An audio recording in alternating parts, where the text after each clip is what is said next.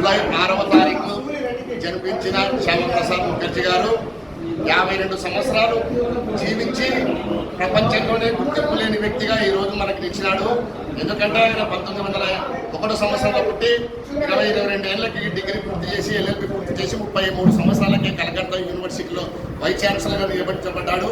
1940 సంవత్సరంలో RSS సంఘంలో చేరి జాతీయ భావాలు కలిగిన వ్యక్తిగా తర్వాత ఈ కాంగ్రెస్ ప్రభుత్వాన్ని సత్యస్వీకరణని వ్యతిరేకించి ఆయన ఒక భారతీయ జనసంఘ పార్టీని స్థాపించి భారతీయ జనసంఘం ద్వారా కేంద్రంలో వివిధ మంత్రిత్వ శాఖలు నడిపి స్వాతంత్రం వచ్చిన తర్వాత జమ్మూ కాశ్మీర్లో ఏక్ దేశమే దో నిశాన్ నహీ చలేగా అంటే ఒక దేశంలో 2 చట్టాలు చెల్లవని పోరాడి ఆ చట్టాల రద్దు కోసమై కాశ్మీర్లో మన దేశం అంతా ఒక జెండా ఉంటే కాశ్మీర్లో మరొక జెండా, అట్లా 2 జెండాలు ఒక దేశంలో నడసవు, రెండు చట్టాలు నడసవని పోరాటం చేసి ఆయన అదేవిధంగా 1952వ సంవత్సరంలో కాశ్మీర్లో జెండా ఎగరడానికి 53వ సంవత్సరం మే నెలలో 11వ తారీఖు జమ్మూ కాశ్మీర్లో జెండా ఎగరడానికి బయలుదేరుతాడు.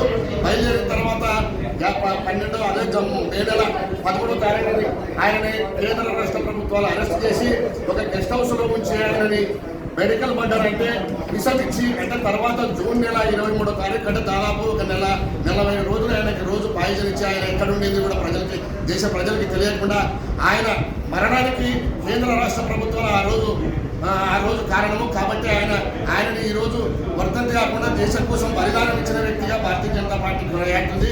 అదేవిధంగా ఆయన 52 సంవత్సరాలు జీవించి ఈ రోజు మనకు ఆయన చనిపోయి కూడా 73 సంవత్సరాలు అవుతుంది. 71 సంవత్సరాలైన ఆయన ఈ రోజు మనం గుర్తించుకుంటున్నామంటే ఆ దేశానికి ఆయన సేవలు అంత ముఖ్యమైనవి. కాబట్టి నేను ఇంకొక విషయం చెప్తున్నాను, ఈ రోజు భారతీయ జనతా పార్టీ కార్యకర్తలు ఎందుకంటే అటువంటి మహనీయుల చరిత్ర తెలుసుకొని మనం కూడా కొన్ని మన చరిత్ర చేసుకొని ఆ విధంగా దేశానికి సేవ చేయాలని నేను కోరుకుంటున్నాను.